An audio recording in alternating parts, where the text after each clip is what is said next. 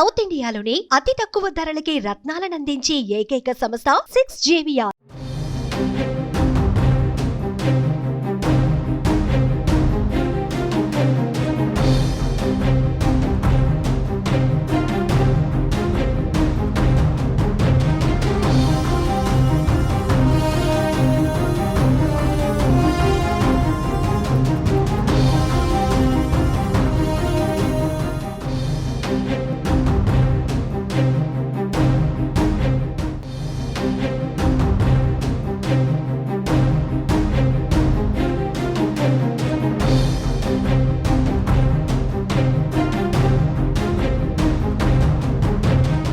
ఏపీలో TDP, Janasena, BJP కూటమిలో సీట్లపై ఒక్కొక్కటిగా క్లారిటీ వస్తోంది. 3 పార్టీలు అభ్యర్థులను ప్రకటిస్తున్నారు.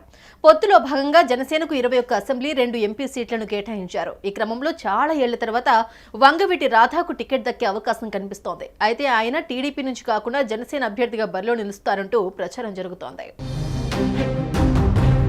ఇప్పటికే కాకినాడ ఎంపీ అభ్యర్థిని ప్రకటించిన జనసేన మచిలీపట్నం ఎంపీ అభ్యర్థిపై ఫోకస్ పెట్టింది. ఇన్నాళ్లు సిట్టింగ్ ఎంపీ బాలశౌరికే టికెట్ దక్కుతుందని ప్రచారం జరగగా అధిష్టానం మాత్రం క్లారిటీ ఇవ్వలేదు. అయితే మచిలీపట్నం ఎంపీ స్థానంలో జనసేన తరపున పోటీకి వంగవీటి రాధా పేరు తెరపైకొచ్చింది. వంగవీటి రాధా బాలశౌరితో చర్చలు జరిపి సీటుపై క్లారిటీ ఇచ్చే అవకాశం కనిపిస్తోంది. మచిలీపట్నం సిట్టింగ్ ఎంపీగా ఉన్న బాలశౌరి అవనిగడ్డ అసెంబ్లీ స్థానం నుంచి బరిలో దిగుతారని, అందుకే ఈ సీటును పెండింగ్లో పెట్టారని తెలుస్తోంది.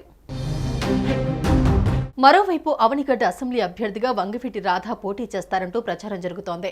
కాపులు అత్యధికంగా ఉన్న అవనిగడ్డ నియోజకవర్గంలో రాధాను బరిలోకి దింపితే ఈ సీటును గెలవచ్చని లెక్కలేసుకుంటున్నారట. జనసేన తరపున అవనిగడ్డలో పోటీకి 2 అభ్యర్థులు ఇప్పటికే ఉన్నారు. వీరిలో విక్కుర్తి వెంకట శ్రీనివాస్, మరొకరు మదివాడ వెంకటకృష్ణ. దీంతో వీరిలో ఒకరికి టికెట్ ఇవ్వాలని ముందు అనుకున్నారు. ఇందులోనూ విక్కుర్తి వైపు పవన్ మొగ్గు చూపించారు.